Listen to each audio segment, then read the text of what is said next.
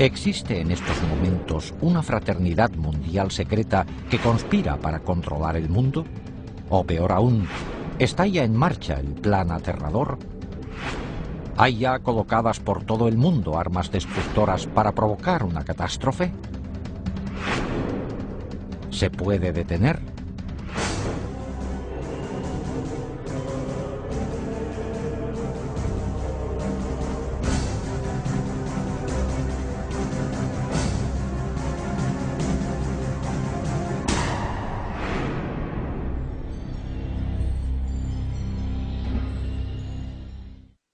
Hola, soy Patrick McNee. Se dice que los Illuminati son una sociedad mundial secreta que lleva siglos funcionando.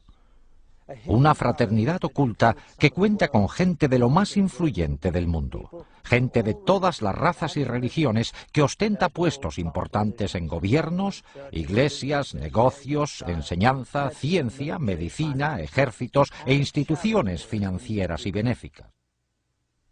Una hermandad secreta cuyo único propósito es hacerse con el control de los recursos y de las finanzas del mundo entero y de sus habitantes. Si existe semejante sociedad, representa la mayor amenaza al mundo libre. De hecho, eso quiere decir que ahora mismo no existe tal mundo libre. Dicen que es absurdo, pero por primera vez hemos obtenido pruebas no solo de la existencia de tal organización mundial, sino de que se ha infiltrado en dos de las agencias secretas más poderosas del mundo. Es más, se han ocultado armas de destrucción masiva en Estados Unidos y otros países para emplearlas en el futuro. ¿Cómo ha podido ocurrir esto? Para dar con la respuesta, primero hay que explorar los enigmas de las sociedades secretas del mundo, cuya historia, ritos y existencia están envueltos en un velo de misterio. Las sociedades secretas han existido desde hace miles de años.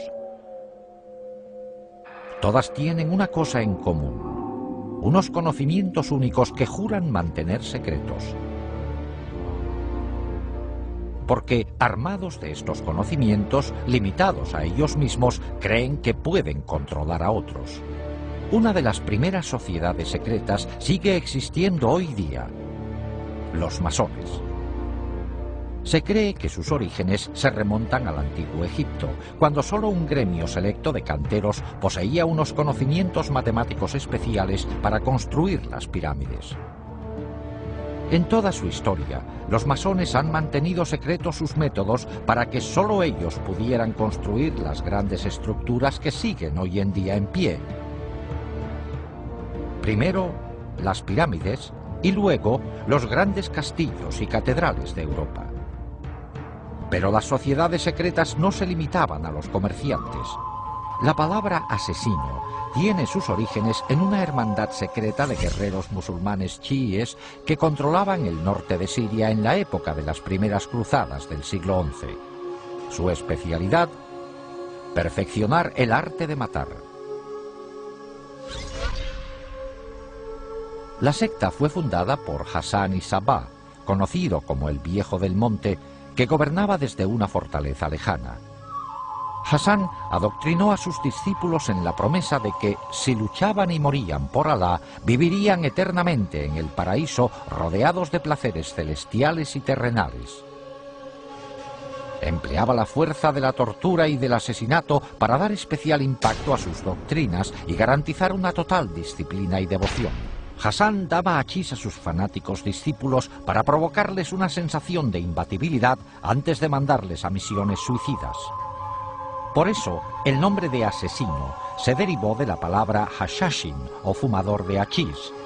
En 1100, los asesinos contaban con más de 70.000 miembros fanáticos.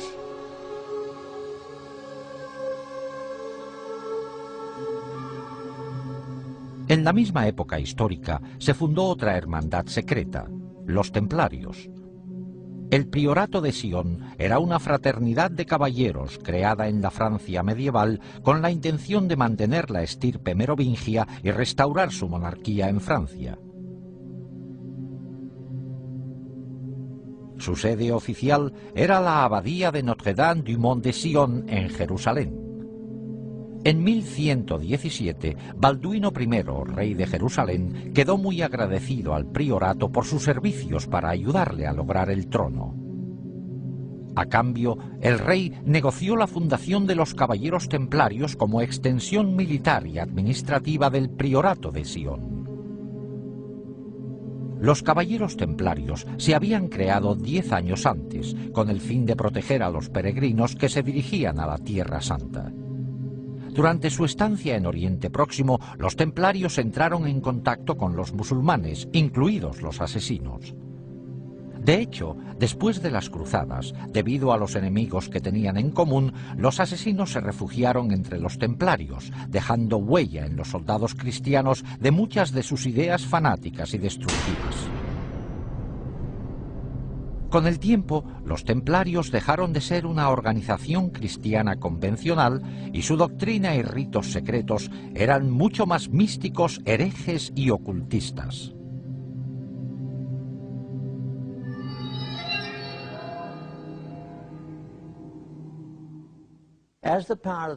A medida que aumentó el poder de los templarios, la hermandad se convirtió en una iglesia dentro de la iglesia, con sus propios bancos, revocando excomuniones dictadas por obispos y solo obedecían al Papa.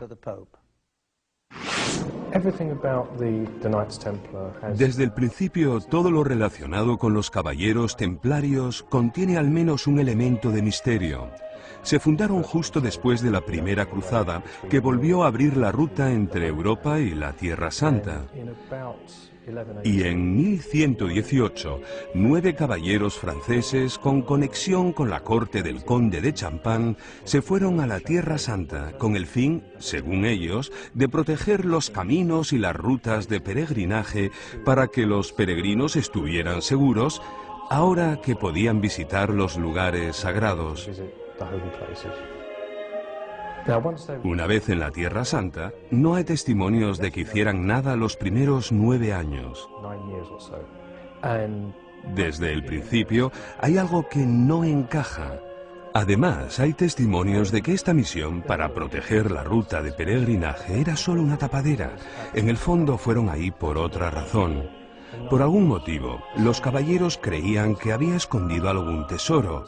Hay testimonios de que excavaron debajo del monte del templo y los arqueólogos han encontrado artilugios suyos de las excavaciones. Al parecer, los templarios pasaron muy poco tiempo en los caminos. De los 9 años de estancia, la mayoría lo pasaron excavando túneles debajo del monte del templo, el emplazamiento original del templo bíblico de Salomón. ¿Qué iban buscando? El templo de Salomón llevaba mucho tiempo destruido. Pero en épocas de conflicto se sabía que los sacerdotes habían escondido tesoros religiosos en cámaras subterráneas ocultas y los sacaban al pasar el peligro. En la Biblia se dice que el Arca de la Alianza y otros tesoros sobrevivieron así varias invasiones extranjeras. Quizá el Santo Grial hubiese sobrevivido también en el laberinto debajo del templo a la espera de que la humanidad redescubriera su poder. Por cierto, no fue casualidad que los caballeros se instalaran en una mezquita situada en el antiguo emplazamiento. De hecho, fue después de su estancia cuando se hicieron llamar templarios o caballeros templarios. Un monje llamado Bernardo, que luego acabó siendo San Bernardo, intervino en la fundación de los templarios. San Bernardo se ocupaba de descifrar textos en hebreo antiguo. Aunque Bernardo era muy mundano en muchos aspectos, también era muy espiritual de un modo bastante insólito para su época. Le atraía mucho el lado femenino de la religión, los cultos a las vírgenes negras, sobre todo del sur de Francia, que son muy misteriosos, casi paganos.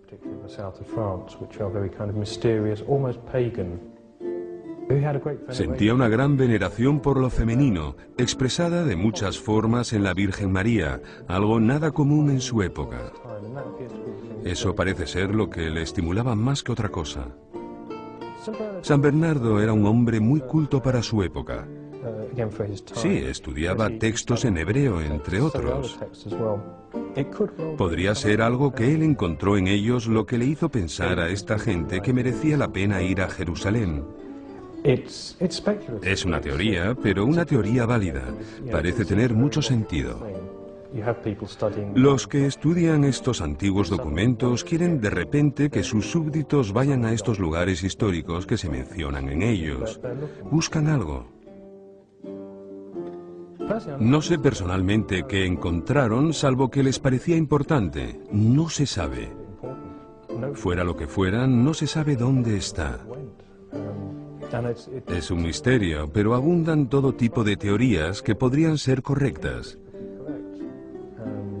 Documentos, Arca de la Alianza, Santo Grial, lo que fuera, pero todas con un secreto.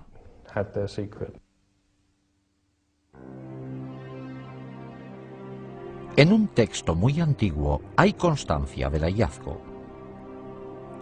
Nos dirigimos a la cámara secreta e hicimos bajar como antes a un compañero nuestro. Como el sol se hallaba en su punto más elevado, los rayos le permitieron descubrir un pequeño cofre colocado sobre un pedestal labrado y cubierto de oro.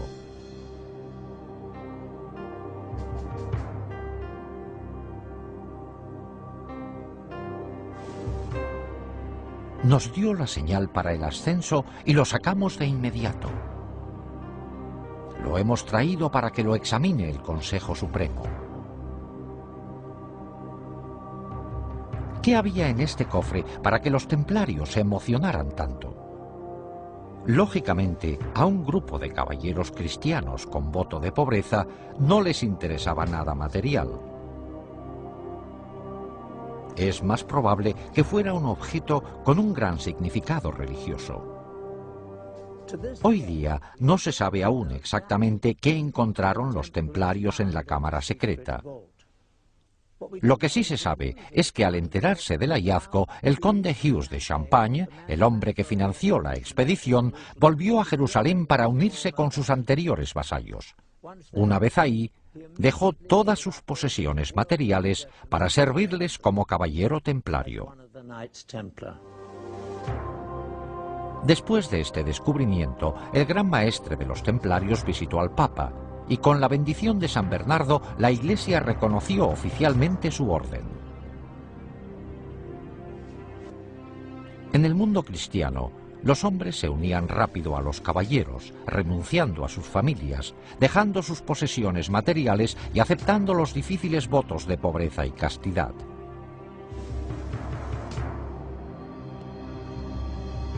El voto de pobreza es el motivo de que se hicieran ricos, porque quien se hiciera miembro de la orden, quien se hiciera templario, tenía que entregar todas sus posesiones.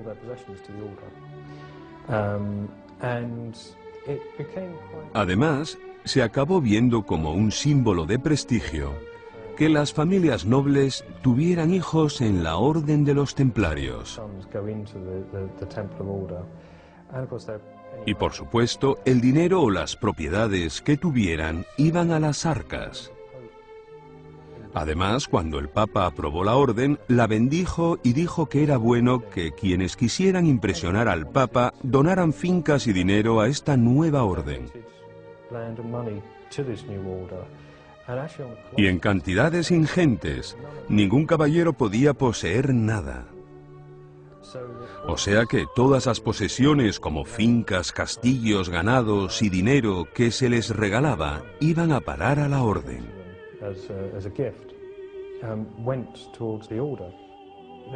Tenían fama de ser la fuerza militar más temible y competente del bando cristiano. Eran una especie de geos de aquella época, también porque eran una mezcla de monje y soldado. Los templarios proliferaron muchísimo después de las cruzadas.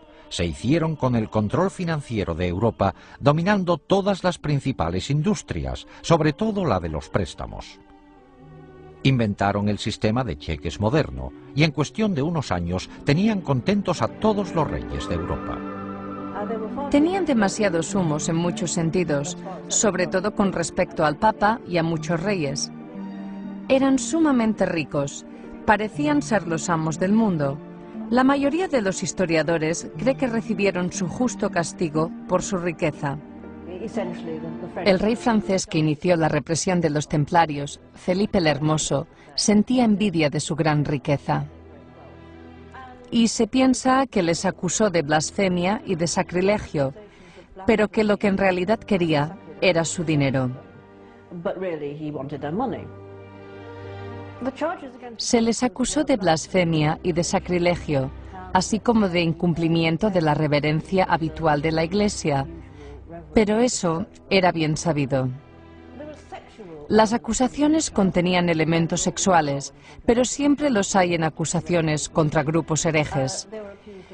Se les acusó de sodomía, de actos homosexuales, se les acusó de escupir y de pisotear la cruz, de adorar no solo una cabeza barbuda y cortada, sino también en casos excepcionales se les acusó de adorar la cabeza cortada de un gato.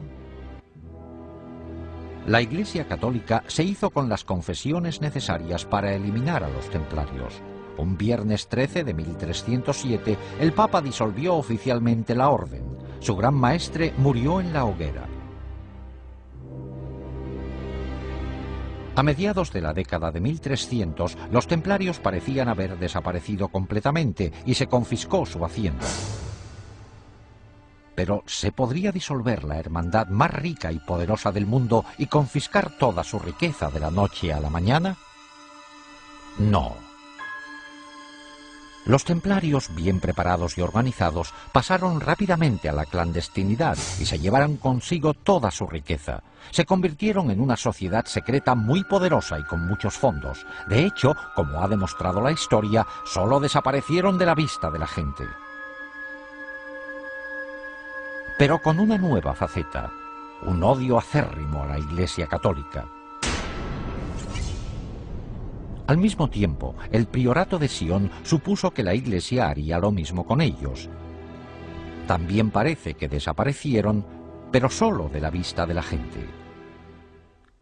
Durante más de 400 años, desde el siglo XIV hasta finales del XVIII, los masones, los asesinos, el priorato de Sion y los templarios subsistieron como sociedades secretas relativamente aisladas, con una influencia limitada, hasta que, el 1 de mayo de 1776, en Baviera, la humanidad vio lo que podría ser su peor destino. Adam Weishaupt, catedrático de Derecho Canónico, educado con los jesuitas y que sabía mucho de ocultismo, formó una nueva organización secreta que aglutinaría a todas las demás con un fin inconcebible: hacerse con el control total del mundo y de sus recursos y dominar por completo a sus habitantes. Weishaupt la describió eufemísticamente como un nuevo orden mundial. Esta hermandad diabólica se fundó inspirándose en una síntesis de las ideas centrales de sociedades secretas anteriores. Combinó ingeniosamente los conocimientos y ritos secretos masónicos, el misticismo islámico, artes mortales y uso del hachís de los asesinos, el carácter influyente del priorato de Sion, así como la riqueza, poder, organización militar y venganza contra la Iglesia Católica de los templarios. A todo eso, él añadió sus conocimientos de ocultismo. No fue mero accidente que escogiera el 1 de mayo, una fecha muy importante del calendario satánico, para fundar su asociación. El grupo se llamaba Illuminati. La traducción pública era inspirados intelectualmente. Pero Weishaupt dijo en privado que la palabra provenía de Lucifer y significaba poseedores de la luz. El sello oficial de la hermandad era una pirámide mística sin acabar y un ojo encima con rayos de luz irradiando en todas las direcciones.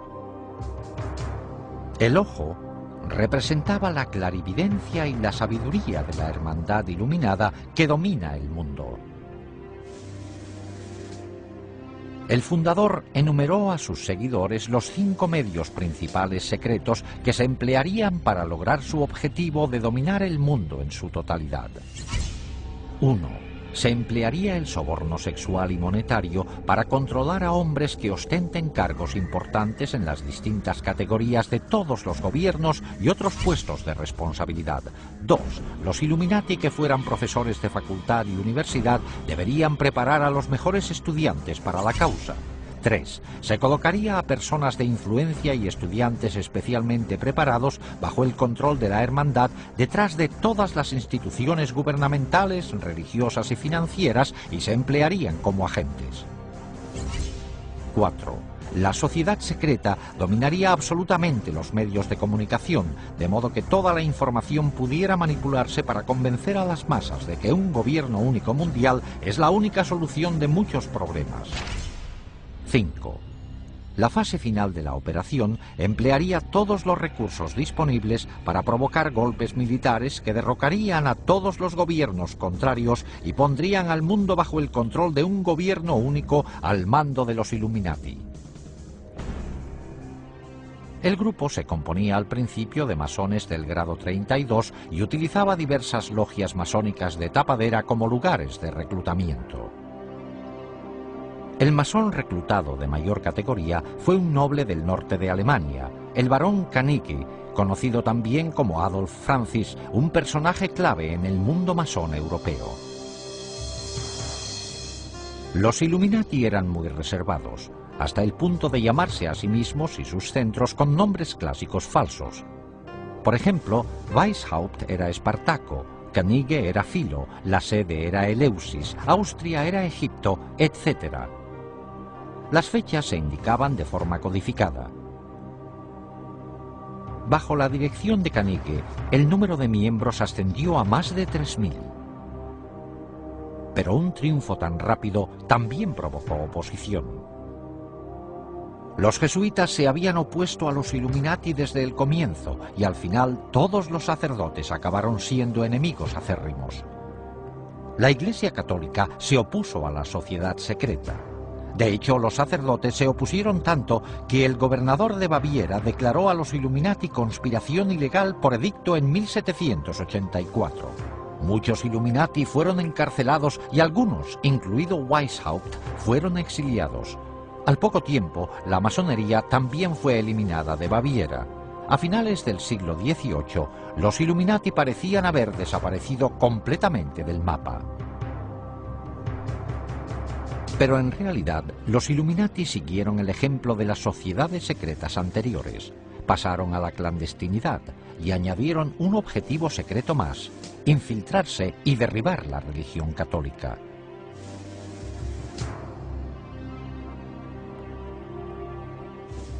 Al observar el mundo hoy día, ¿qué vemos de las sociedades secretas? Existen centros masónicos abiertos en todo el mundo como una organización importante. Los templarios subsisten hoy día como organización masónica de primera categoría en el rito masónico de York. Aún sigue siendo en parte un secreto lo que ocurre dentro de los centros masónicos. Quizás solo los miembros más importantes conozcan los ritos secretos, los objetivos y la venganza contra la Iglesia Católica.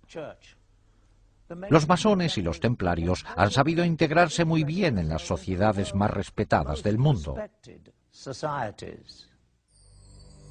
En menor grado, los asesinos han aparecido en público de vez en cuando en la historia.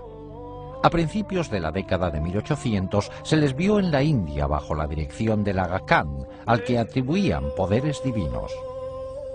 A finales de esa década, el Aga Khan les llevó a Afganistán, donde mantuvieron una relación duradera con los británicos. Posteriormente, los descendientes del Aga Khan se infiltraron en la cultura occidental. Un ejemplo destacado fue cuando el príncipe Ali Aga Khan, nieto del Aga Khan II, se casó con la actriz norteamericana Rita Hayworth. ¿Han quedado los asesinos, como orden secreta homicida, relegados ya al pasado? Por el derramamiento de sangre actual a manos de extremistas islámicos, se diría que los asesinos siguen vivos y activos. El priorato de Sion también sigue en pie. De hecho, se piensa que varias figuras históricas ilustres han ejercido de grandes maestres del priorato y existen pruebas que lo confirman. En 1975 se descubrió algo en una biblioteca de París. Se encontraron unos pergaminos llamados Le Dossier Le Carré. En estos documentos se revela que entre sus miembros secretos estaban Leonardo da Vinci, Víctor Hugo e Isaac Newton. Hay quienes atribuyen al priorato la creación de la Unión Europea. Se cree que el anterior presidente de Francia, François Mitterrand, era miembro del priorato, al igual que mucha otra gente con poder. En cuanto a la estirpe merovingia, que los miembros del priorato juraban proteger, aún se mantiene. Por matrimonios entre parientes, la mayoría de las familias reales europeas pueden decir que son de ascendencia merovingia, y se dice que de estas familias reales han salido los 44 presidentes de Estados Unidos. Estas conexiones por todo el mundo a través del priorato de Sion eran el medio del que se valían los Illuminati para influir en la política y en el poder mundiales. Pero ¿qué pasó con la sociedad más secreta de todas? Los Illuminati de Weishaupt. La hermandad que prometió unir a todas las demás sociedades secretas para dominar el mundo. ¿Sigue dedicándose activamente a su plan diabólico de dominar el mundo? Por supuesto, nuevos hechos sorprendentes descubiertos revelan que es más fuerte que nunca. El estudio de una sociedad secreta es como estudiar las corrientes de un lago. Las ondas de la superficie nos dan pistas para saber lo que pasa en el fondo. El gran plan de los Illuminati requería infiltrarse en los gobiernos de todo el mundo. En nuestra amplia investigación nos hemos centrado solo en un objetivo, la antigua Unión Soviética, para ver cómo la manipularon los Illuminati. Un modo efectivo de lograr el control de un gobierno sería penetrar en sus servicios de espionaje. Una información recién publicada de los archivos de la KGB aporta datos inéditos. Ahora que ya no existe la Guerra Fría, se está sacando ilegalmente información secreta de cámaras cuidadosamente vigiladas en lo que antes era la Unión Soviética. Con el cambio a una economía de mercado, muchos artículos antes no disponibles para los rusos van a parar al extraperlo. Se dice que en la nueva Rusia todo se vende, incluidos secretos de Estado y los espías que los guardaban. Con el derrumbe de la Unión Soviética se disolvió la KGB. El nuevo gobierno creó sus nuevas agencias propias de seguridad y de espionaje y empleó a muchos trabajadores de la antigua KGB, pero dejó a muchos sin trabajo. Incluso a los que tenían empleo no se les pagaba a menudo lo prometido. Observamos que muchos empleados de la antigua KGB estaban dispuestos a aportar información personal de sus actividades secretas en la agencia por un precio. Sin embargo, cuando se mencionaba el tema de los Illuminati, ninguna cantidad de dinero podía persuadir a nadie a hablar de ello. Interpretamos esto como una señal definitiva de que íbamos por buen camino y de que estábamos a punto de correr el peligro de descubrir la presencia de la hermandad secreta en la KGB. Los antiguos empleados de la KGB estaban dispuestos a mandarnos a fuentes clandestinas donde podríamos recabar más datos, pero por nuestra cuenta y riesgo.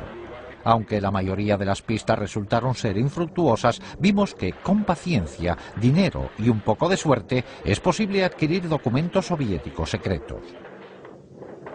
Con una cámara oculta grabamos numerosos encuentros durante varios meses en que intentamos obtener material relacionado.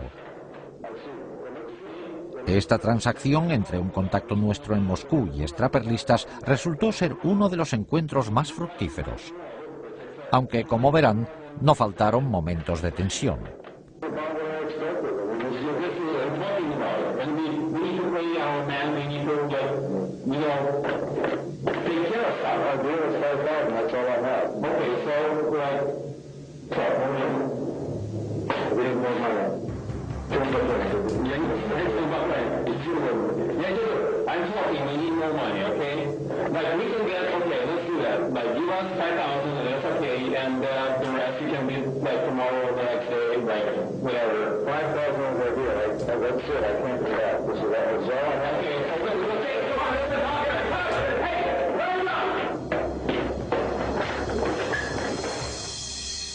Cuando nos libramos al final de los extraperlistas, en algunos de estos documentos hallamos confirmación de la información más valiosa que nos habían contado los agentes de la antigua KGB.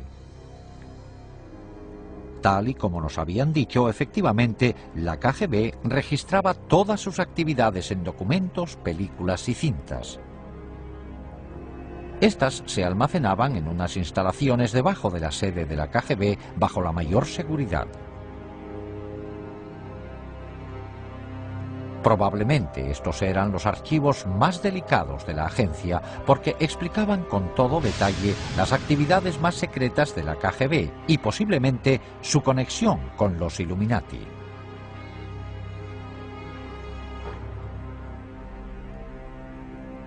Los documentos que compramos en el mercado negro fueron todo un logro. No solo confirmaban que había más material revelador de la KGB, sino dónde se encontraba. Volvimos otra vez a las fuentes clandestinas, provistos ahora de esta nueva información. Creíamos que, al haber desaparecido la KGB, no existirían la mayoría de las defensas que protegían sus archivos. Alguien debe de tener el conocimiento y acceso para suministrárnoslos a un precio. En los 5 meses siguientes empleamos nuestras fuentes para intentar obtener estos archivos secretos de la KGB. Esta transacción entre un contacto nuestro en Moscú, un intérprete y un extraperlista fue todo un éxito. Este encuentro tuvo lugar en una fábrica textil del distrito Sokornoky de Moscú. Este es el despacho del propietario ruso de la fábrica y que la emplea tanto para negocios lícitos como ilegales. Después de presentarnos e intercambiar unas palabras, se le pregunta al extraperlista si tiene ahí mismo el material de la KGB.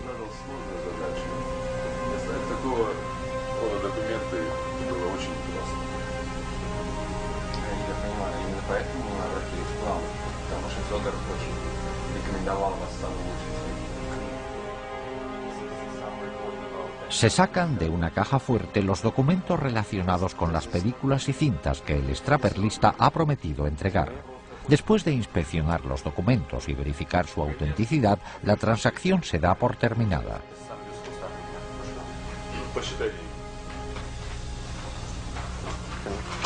Okay, well, thank you. Спасибо. Пожалуйста. Nice to meet you. Дмитрий Сергеевич, спасибо за вашу работу. До свидания. Una vez realizado el pago, les llevan a otro despacho, donde se dice que están almacenadas las películas y las cintas.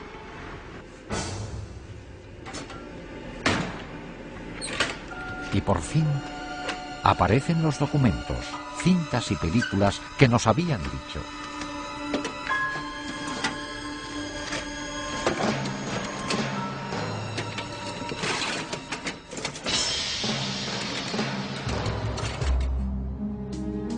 En una asombrosa revelación, incluida en los documentos secretos que obtuvimos, hallamos la prueba de que los Illuminati se infiltraron en la URSS y en la KGB.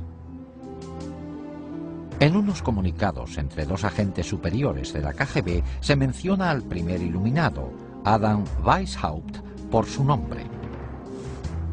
A continuación, aluden a una conexión con 2 antiguos gobernantes de Rusia, Stalin y Nikita Khrushchev. Nuestra misión para colocar agentes dentro del Vaticano es un objetivo del que el fundador, Weishaupt, hablaba hace 200 años. Tanto Stalin como Khrushchev intentaron lograrlo durante años, aunque sin éxito. Pero creo que esta vez podremos lograrlo por fin. Es más, en el laboratorio nuestros investigadores descubrieron algo alarmante. En En una vista ampliada se observa que un punto minúsculo, el punto final de la última frase de la página, es un sello. Es la pirámide incompleta con un ojo en un triángulo encima. La insignia oficial de los Illuminati, una marca empleada por la sociedad secreta desde su creación en 1776. La KGB estaba empeñada en infiltrarse en el Vaticano. ¿Para qué les iba a interesar tanto a los rusos este lugar concretamente? La respuesta es sencilla. A los rusos no les interesaría el Vaticano, pero sí a los Illuminati. No solo fomentaría el odio contra los católicos, sino que además sería importante para lograr el objetivo final de dominar el mundo. El Vaticano puede ser la fuerza más poderosa del planeta para influir en la gente. Las políticas del Vaticano afectan a 1.000 millones de personas dispersas por todo el globo, en comparación con menos de 300 millones bajo el mando directo de Estados Unidos o de la Unión de Repúblicas Socialistas Soviéticas. La figura dominante de este vasto imperio de seguidores es un hombre, el Papa, del que piensan que sus palabras y deseos tienen inspiración divina. Ninguna otra persona en el mundo entero tiene tanto poder e influencia. Los Illuminati tenían un gran interés en influir como pudieran en el Papa y en sus consejeros. La KGB tenía un grupo de agentes destinados en Roma. Pero la ciudad del Vaticano es un mundo muy cerrado. Un Estado independiente reconocido oficialmente con su propio gobierno. En efecto, es un Estado soberano dentro de Roma. La vigilancia desde el exterior deja que desear. A partir de más documentos secretos de la KGB que hemos obtenido, sabemos que en 1972 los Illuminati, valiéndose de la gente que tenían en la KGB, formularon un plan drástico para destinar a un agente suyo dentro del Vaticano. De nuevo, el punto final de la última frase del documento es la pirámide y el ojo en miniatura, la insignia oficial de los Illuminati. Por fin, la hermandad secreta podría empezar a controlar la Iglesia Católica desde dentro. Enviaron a un agente al Vaticano haciéndose pasar por un sacerdote ucraniano expulsado de su país por los comunistas, por su retórica anticomunista. Enseguida le aceptó el clero proamericano del Vaticano. Tras unos meses logró su principal objetivo, ganarse la confianza del despacho del cardenal Villot, el secretario de Estado del Papa Pablo VI. En esta secuencia filmada que obtuvimos en exclusiva de la KGB, está a la derecha el agente haciendo de sacerdote. A la izquierda está el ayudante principal del cardenal Villot. Devo tornare all'ufficio, devo fare cose lì e tutto il resto. Molto preoccupato. Ok, spero che... Ecco che arriva. Buongiorno. Buongiorno. Come va? El tercer hombre es otro agente de la KGB, destinado sin duda a la organización por los Illuminati. Pretende también acceder al cardenal. Sì. Questo va bene, molto piacere. Bene, molto bene. Bravo, bravo, sta piacere. Abbiamo la sua collaborazione. Sì, sì. Bene, bene. Molto positivo e faremo molta considerazione di questo. Sappiamo quanto importante è per noi questa collaborazione. Cuando el ayudante de Villot viaja cada mes a Milán, como de costumbre, la KGB instala una cámara en la habitación de su hotel. Como es típico de la KGB, están planeando chantajear al ayudante para que siga colaborando.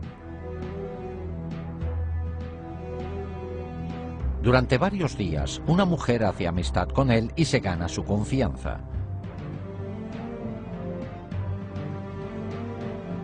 En la película se ve que se preparó bien la trampa.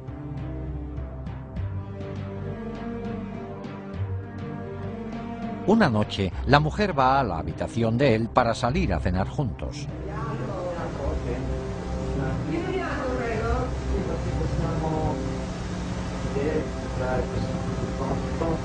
Ho soltanto del vino rosso, che dice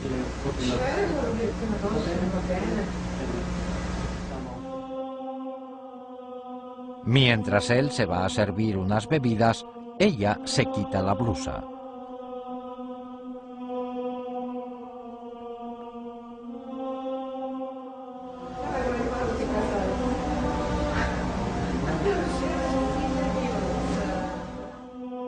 La película se corta de repente, pero independientemente del resultado del encuentro, el plano de este sacerdote con una mujer medio desnuda en su cuarto es suficientemente perjudicial como para garantizar la vigilancia de las actividades de Villot. Claro que, al poco tiempo, los agentes de la KGB al mando de los Illuminati empezarán a buscar modos de manipular al mismo Villot. Una vez logrado, estarán muy cerca del núcleo del catolicismo, el Papa Pablo VI. Pero al parecer, los Illuminati no se contentaban solo con ejercer influencia para controlar el Vaticano. A veces recurrían al homicidio. Durante la fundación de los Illuminati, varios oficiales han muerto en el Vaticano en circunstancias muy sospechosas, incluidos 3 papas. En cada caso, el momento de la muerte del oficial se calculó para que tuviera gran trascendencia política, la señal que indica que la hermandad secreta influye en la política mundial para su propio beneficio.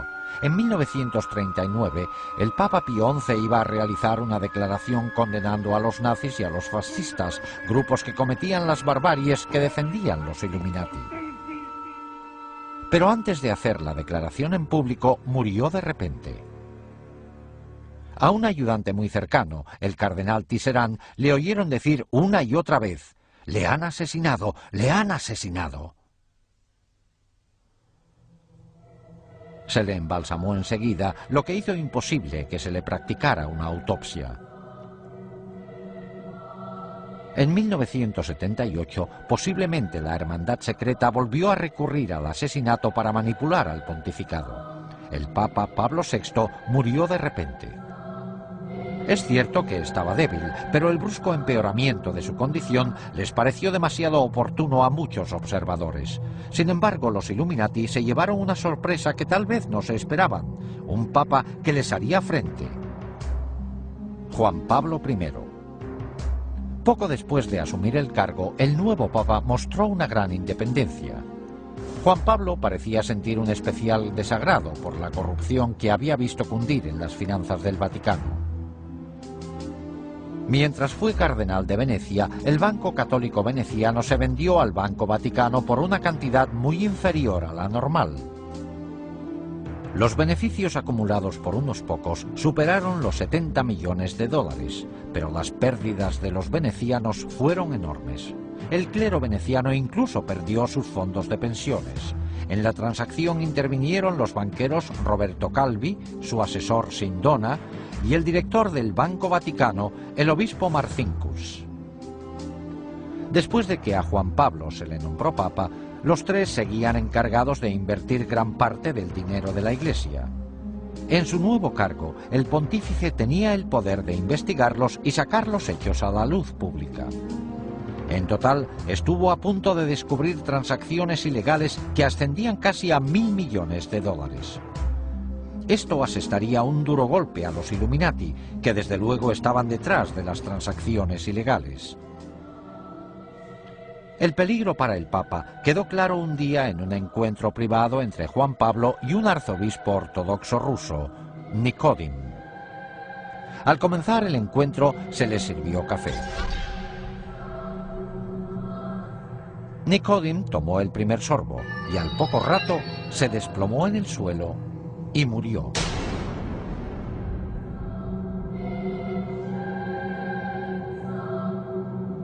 La cara se le desfiguró con un gesto horrible, como retorciéndose del dolor. El Papa, estupefacto, volvió a colocar su propia taza antes de dar un sorbo. Seguramente pensó que habían envenenado el café por él. Sin embargo, el médico declaró que el arzobispo había muerto de lo mismo que los demás en el Vaticano, de una fuerte trombosis. Todos los hechos relacionados con la misteriosa muerte del arzobispo ruso apuntaban a un intento de asesinato y encubrimiento. El cadáver del arzobispo fue embalsamado al poco de morirse sin un examen médico completo previo. Después del embalsamamiento sería imposible realizar una autopsia exacta para ver la causa de su muerte, sobre todo si hubo envenenamiento. Además, el café que bebió el arzobispo no se recogió nunca para analizarlo y no se llevó a cabo jamás una investigación forense. Aunque desaparecieron las pruebas, para muchos estaba claro que el Papa se había librado por poco de que le asesinaran 10 días solo después de ser elegido. El incidente fue tan espantoso que Juan Pablo convocó una reunión en secreto con sus 4 cardenales principales para discutir la situación. La reunión se celebró el 28 de septiembre de 1978. En la sala estaban solo los 4 cardenales y el Papa. Hoy día se sigue sin saber exactamente qué dijeron, pero al Papa le pidieron que tomara medidas. Puso fin al mandato del cardenal Billot como secretario de Estado.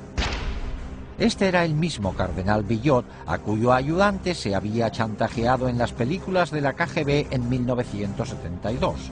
En esos 6 años, este cardenal debió también de caer en la trampa de los Illuminati. Su destitución implicaba que el Papa había descubierto al menos una parte del plan secreto. Pero ni siquiera Juan Pablo pudo evitar la muerte a manos de los Illuminati. Esa noche, el pontífice se retiró antes de lo normal y se llevó con él apuntes de la reunión secreta para meditarlos. A las 5 de la madrugada, la ayudante más próxima al Papa, Sor Vincenza, empezó a preocuparse. Su santidad nunca se había quedado dormido. Miró por la puerta. Juan Pablo estaba sentado en la cama con la luz encendida, como si estuviera leyendo. Tenía papeles alrededor. Pero, para sorpresa de ella, su rostro tenía la misma expresión desfigurada y agonizante que la que ella vio en el arzobispo Nikodin días antes. Juan Pablo murió a los 33 días de ser nombrado Papa. Tras más de 200 años de perfeccionar sus artes secretas, los Illuminati ocultaban sus huellas con gran precisión. Aunque el Papa le había destituido de su cargo como secretario de Estado horas antes, el cardenal Billot asumió el mando. Como cardenal más importante, él era ahora el Papa provisional. Se encerró en el cuarto del Papa para recoger los medicamentos y la mayoría de los papeles que había, incluidos los apuntes de la reunión secreta. También se llevó los dulces que le gustaba tomar al pontífice cuando leía, e incluso sus gafas y zapatillas. Estos artículos no se volvieron a ver jamás. Luego, Billot mandó a Sor Vincenza a un convento, tras prohibirle que dijera a nadie que había encontrado al Papa muerto, ni nada de lo que había visto. A las 6:10 de la mañana ordenó que llamaran a los embalsamadores, pero lo más chocante es que llegaron casi al momento. Se calculó que, dada la distancia que tenían que recorrer los embalsamadores, les debieron de contactar a las 4:45 de la mañana, 15 minutos antes de que la hermana descubriera al Papa. A las 7:30 se realizó un comunicado público. La causa de la muerte fue un paro cardíaco. En vez de Sor Vincenza, se dijo que el secretario del Papa, Monseñor Maghe, le había encontrado muerto y la hora se cambió a las 5:30. Antes de realizarse el comunicado, los embalsamadores ya habían acabado. Al igual que con la muerte similar del arzobispo ruso solo 23 días antes, se descartó la posibilidad de una autopsia 100% exacta. Si hubiera sido un asesinato, las posibilidades de demostrarlo estaban ya descartadas.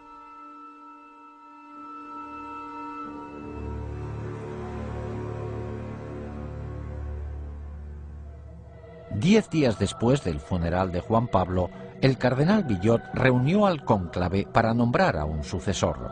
Este organismo electoral oficial se compone de 111 cardenales. Una vez a solas en la Capilla Sixtina, los cardenales invocan el poder del Espíritu Santo para que les guiara en su decisión. Pero en realidad, los principales candidatos a papa no se deciden en el cónclave a puerta cerrada. Estas decisiones se toman en los elegantes restaurantes de Roma, donde los cardenales con más poder se reúnen para comer juntos. Cuando los cardenales se reunieron en la Capilla Sixtina a puerta cerrada la mañana del domingo 15 de octubre de 1978, el cónclave se convirtió en un escenario de manipulación política en todos los sentidos.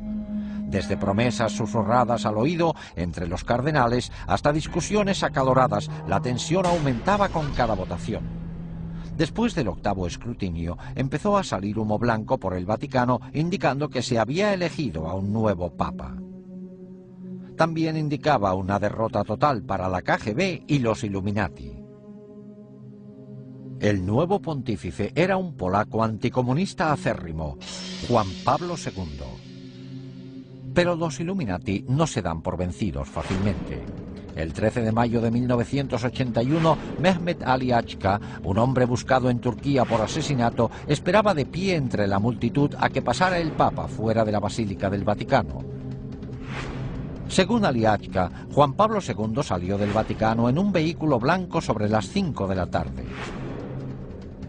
Al pasar el Papa, Ali Achka sacó una pistola y le disparó 3 veces antes de que la gente lo tumbara.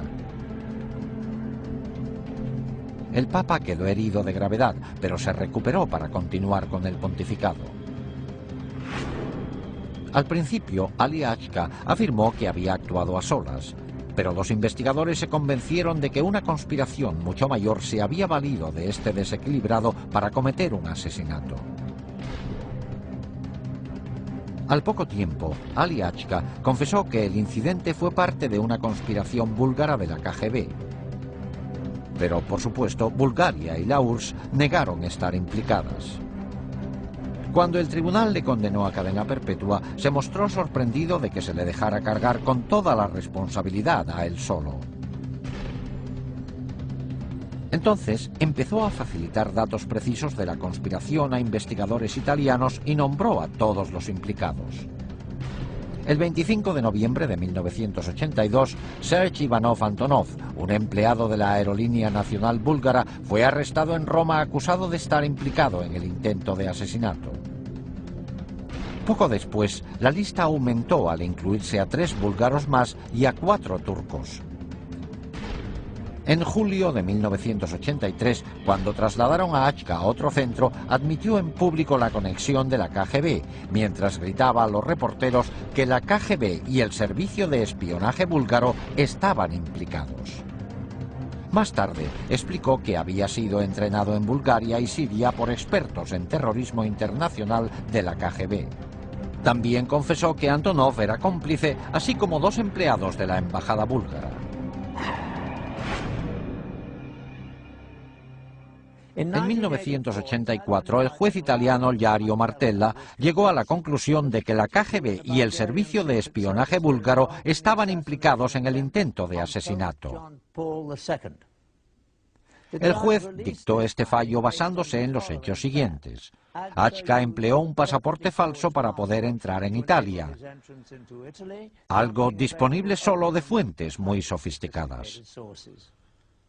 También tenía suficiente dinero como para permanecer largas temporadas en Bulgaria, Suiza y otros países europeos. Había pruebas de que recibió un gran apoyo en sus actividades en Italia destinadas al intento de asesinato. En primavera se convocó el juicio de 8 hombres acusados de conspirar para matar al Papa y los hechos empezaron a esclarecerse. En el juicio, varios acusados turcos declararon que habían ayudado a Achka en sus viajes de Turquía a Italia pasando por Bulgaria. Otro dijo que había realizado pagos a Achka de los búlgaros acusados. Uno confesó haber entregado a Achka el arma del asesinato en un restaurante de Milán. En los años 80, después de 2 siglos de asignar a sus miembros a puestos elevados, los Illuminati se habían hecho con el control de los tribunales italianos. Al final, para mayor asombro de muchos observadores, el tribunal italiano declaró que faltaban pruebas suficientes para condenar a los conspiradores. El caso Achca demostró no solo que la hermandad secreta había puesto en peligro el sistema jurídico italiano, sino que además los Illuminati se habían infiltrado en la dirección de la KGB. En 1990, Víctor Ivanovich Sheimov, un comandante de la KGB que desertó a Estados Unidos, realizó una sorprendente declaración. Antes de huir de Rusia en 1980, recibió la orden de obtener toda la información posible de cómo poder acceder al Papa en persona. La orden fue firmada por Yuri Andropov, el entonces jefe de la KGB. El mismo Andropov que, solo unos años después, llegaría a ser el presidente de la URSS. La última medida de los Illuminati para dominar preveía golpes militares en todo el mundo para hacerse con el poder y así crear un único gobierno mundial controlado por ellos. Para lograrlo, emplearían el enorme excedente de armas destructoras acumuladas en la URSS para amenazar al mundo entero. Aunque la KGB era la más conocida, no era la única agencia de espionaje de la URSS. Otra agencia igual de impresionante, pero aún más secreta que la KGB, era la GRU, dedicada a espionaje militar. Y la hermandad secreta hizo todo lo posible para infiltrarse en ella.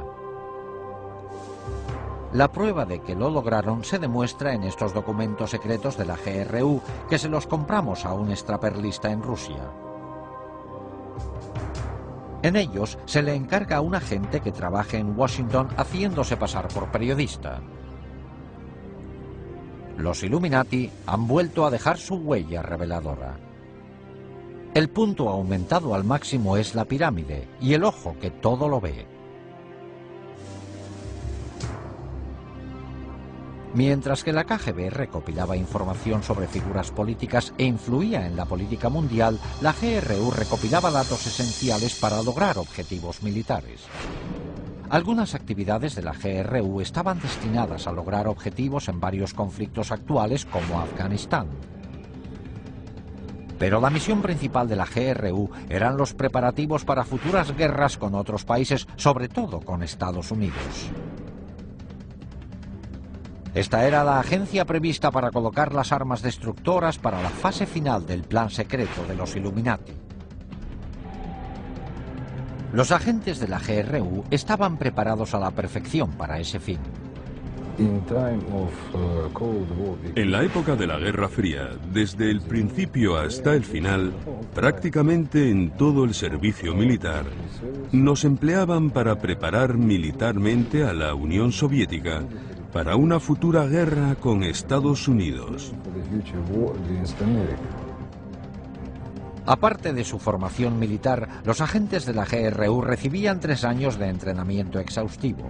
Aprendían a usar todos los instrumentos y técnicas de espionaje y se hacían expertos en explosivos. En cuanto estaban preparados, les destinaban a países extranjeros. A algunos les hacían pasar por diplomáticos e iban a trabajar en embajadas. Otros asumían cargos de periodistas, como es el caso de los documentos secretos que obtuvimos con la insignia de los Illuminati. Uno de ellos fue Stanislav Lunev, un antiguo coronel de la GRU que en 1992, después de 20 años en la agencia, fue el oficial militar de mayor categoría de Rusia en desertar.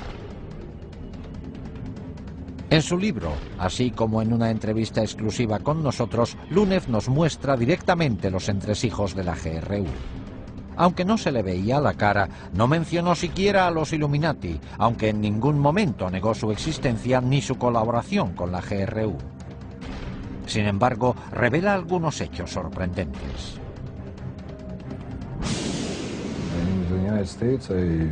En Estados Unidos, trabajé en el sector operativo de Washington haciéndome pasar por corresponsal de la agencia de noticias TASS. Es una tapadera muy buena, porque los periodistas y los espías, los verdaderos espías, tienen mucho en común. Los dos buscan noticias e información. Una vez asignados en su puesto, los agentes de la GRU tenían varios cometidos. Uno era ayudar a coordinar campañas terroristas para desestabilizar gobiernos hostiles. Oficiales de la GRU han revelado que durante la guerra del Vietnam la agencia invirtió más de $1.000 millones en fomentar la campaña antibelicista en Estados Unidos. Esta habilidad para manipular los gobiernos era un arte que encaja perfectamente con los planes futuros de los Illuminati para derrocarlos. Otra faceta importante del trabajo de los agentes de la GRU era preparar el terreno para las fuerzas especiales rusas, los Spetsnaz. Estas tropas de élite, al mando de la GRU, penetrarían en los países para realizar sabotaje militar en caso necesario. Algunas volarían objetivos estratégicos como centrales eléctricas, puentes y centros de comunicaciones. Otras formarían brigadas asesinas para matar a jefes de gobierno y a sus familiares. Estas dotes eran de gran valor para los Illuminati de cara a dominar el mundo.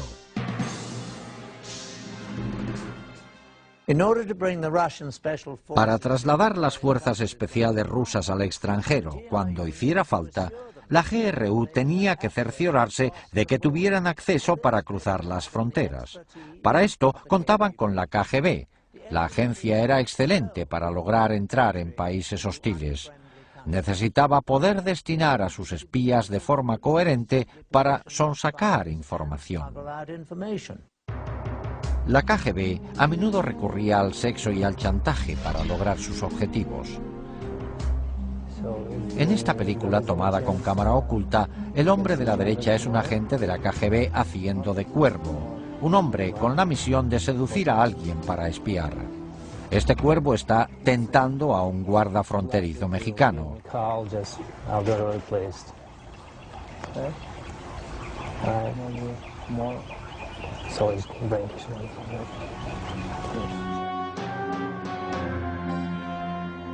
En cuanto el guarda picó, los agentes de la KGB podían cruzar de México a Estados Unidos por este puesto sin problemas.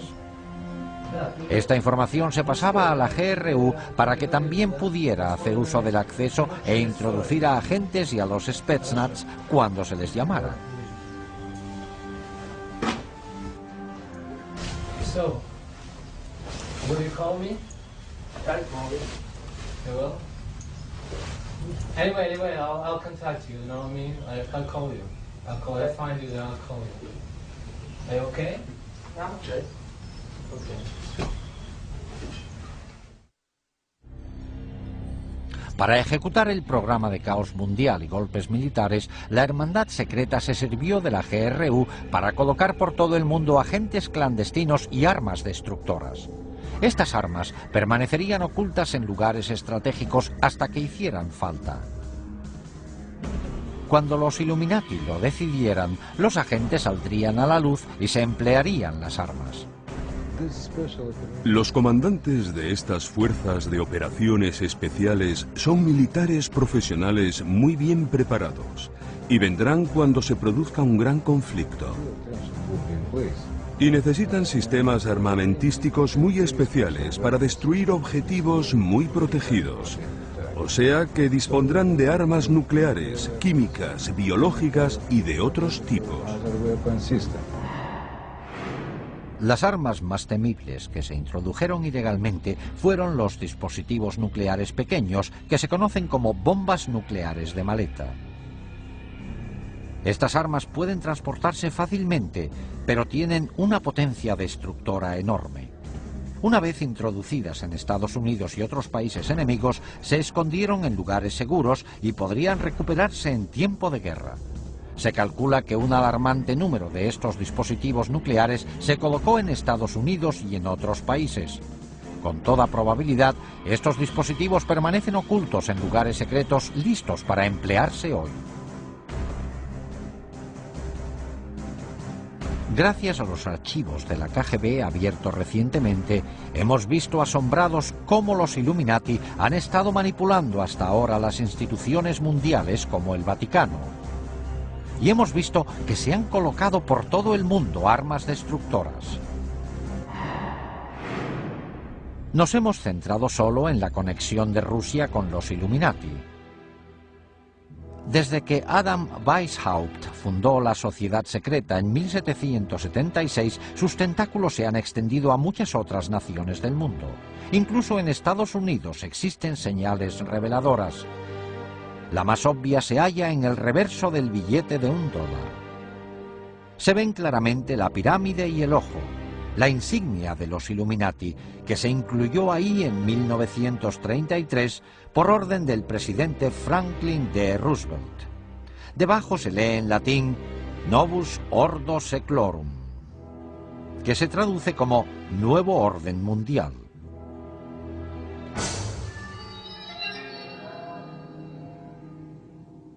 ¿Puede pararse el inconcebible plan de dominio mundial de los Illuminati? Lo único que temen las sociedades secretas es que las descubran. Hoy día están proliferando los libros sobre este espeluznante tema. Internet está repleto de información sobre esta organización secreta. Lo único que podemos hacer es esperar que toda la gente del mundo vea las señales y que hagan caso de la clara advertencia de que hay quienes están escondidos al acecho pensando en quitarnos nuestra libertad. Con ustedes, Patrick Macnee, gracias por su atención.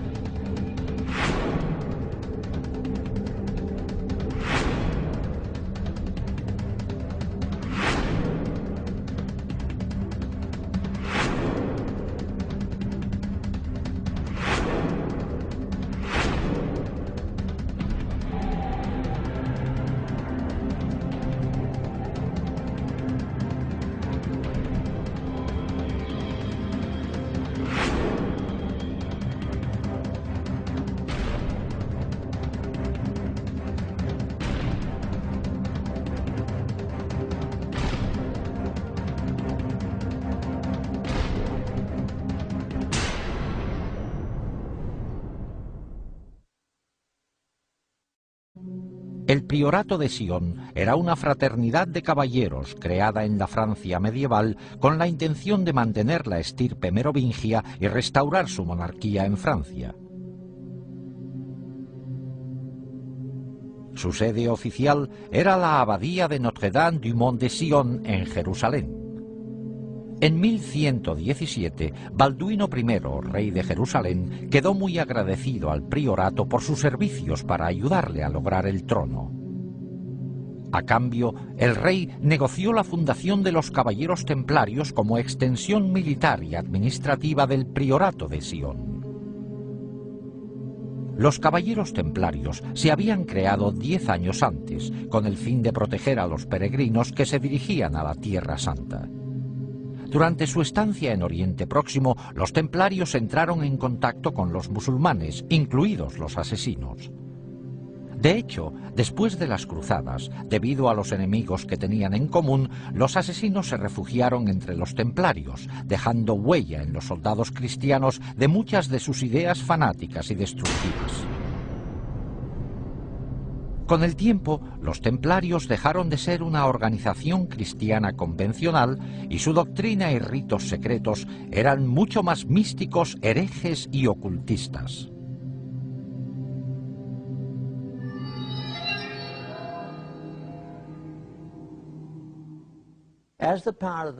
A medida que aumentó el poder de los templarios, la hermandad se convirtió en una iglesia dentro de la iglesia, con sus propios bancos, revocando excomuniones dictadas por obispos y solo obedecían al Papa. Desde el principio, todo lo relacionado con los caballeros templarios contiene al menos un elemento de misterio. Se fundaron justo después de la primera cruzada, que volvió a abrir la ruta entre Europa y la Tierra Santa.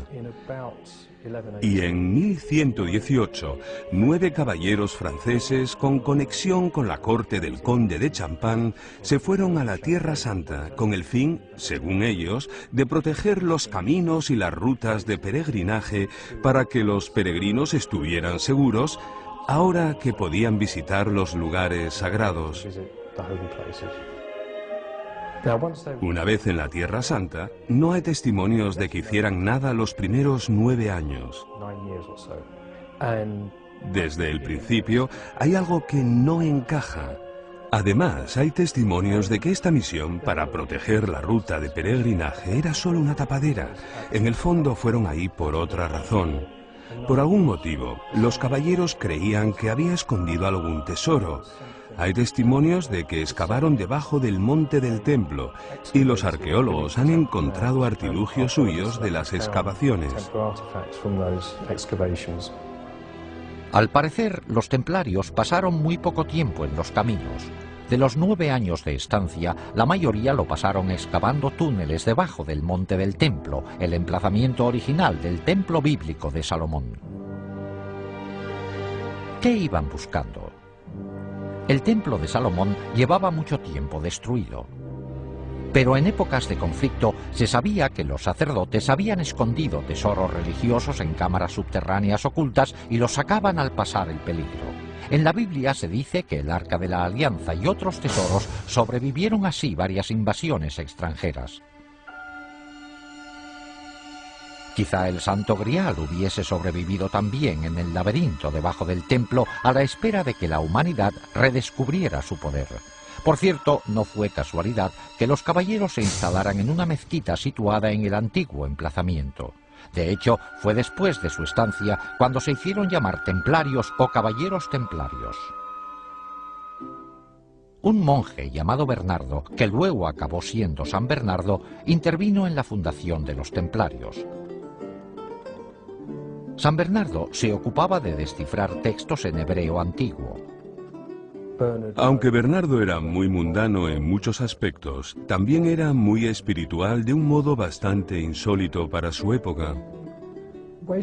Le atraía mucho el lado femenino de la religión, los cultos a las vírgenes negras, sobre todo del sur de Francia, que son muy misteriosos, casi paganos. ¿Existe en estos momentos una fraternidad mundial secreta que conspira para controlar el mundo? O peor aún, ¿está ya en marcha el plan aterrador? ¿Hay ya colocadas por todo el mundo armas destructoras para provocar una catástrofe? ¿Se puede detener?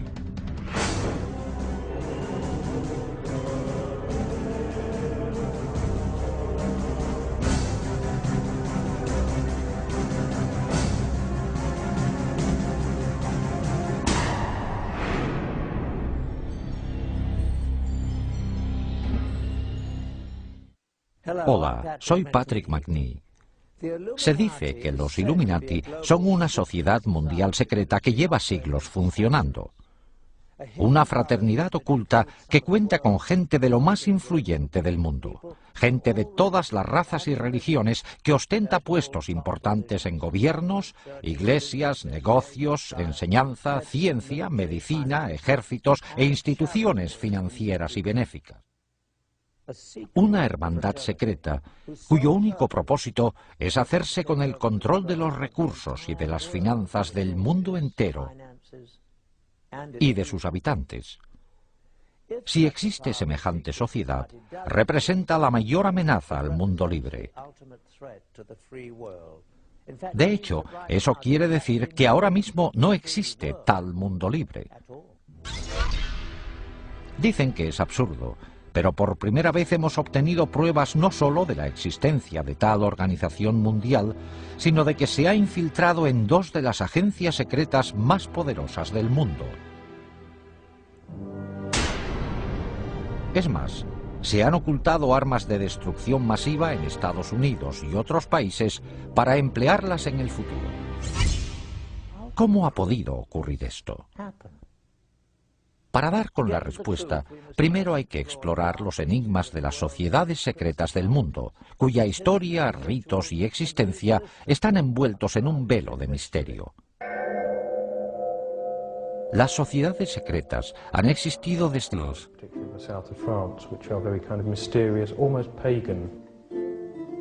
Sentía una gran veneración por lo femenino, expresada de muchas formas en la Virgen María, algo nada común en su época. Eso parece ser lo que le estimulaba más que otra cosa. San Bernardo era un hombre muy culto para su época. Sí, estudiaba textos en hebreo, entre otros.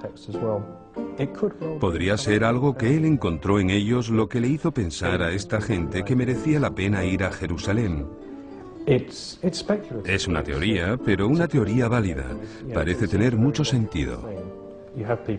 Los que estudian estos antiguos documentos quieren de repente que sus súbditos vayan a estos lugares históricos que se mencionan en ellos. Buscan algo.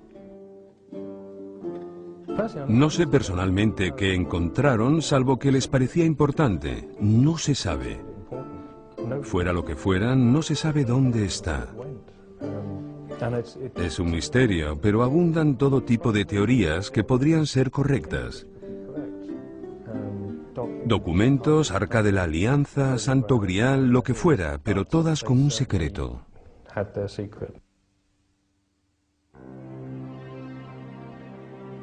En un texto muy antiguo hay constancia del hallazgo. Nos dirigimos a la cámara secreta e hicimos bajar como antes a un compañero nuestro. Como el sol se hallaba en su punto más elevado, los rayos le permitieron descubrir un pequeño cofre, colocado sobre un pedestal labrado y cubierto de oro.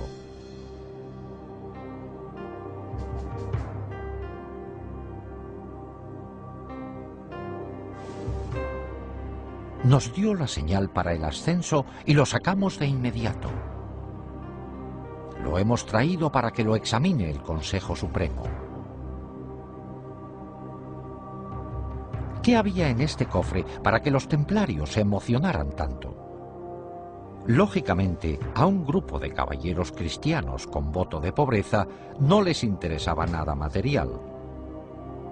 De hace miles de años. Todas tienen una cosa en común, unos conocimientos únicos que juran mantener secretos.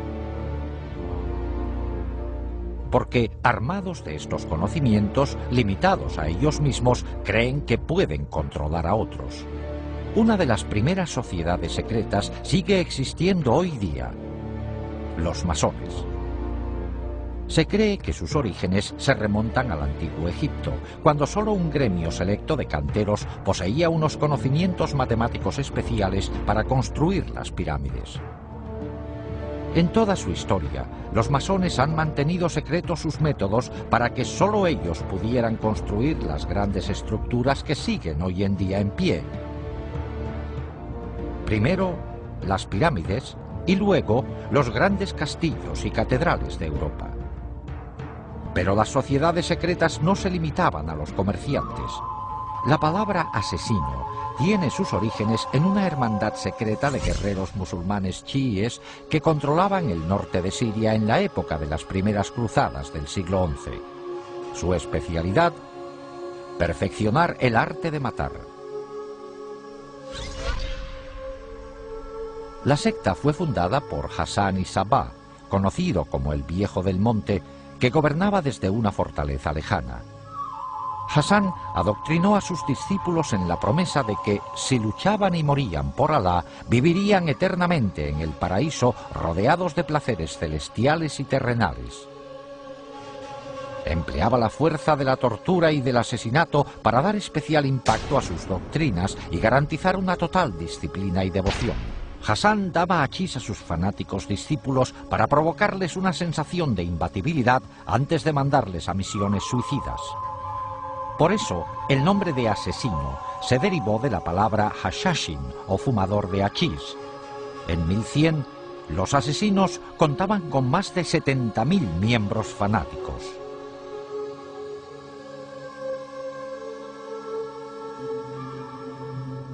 En la En la misma época histórica se fundó otra hermandad secreta, los Templarios.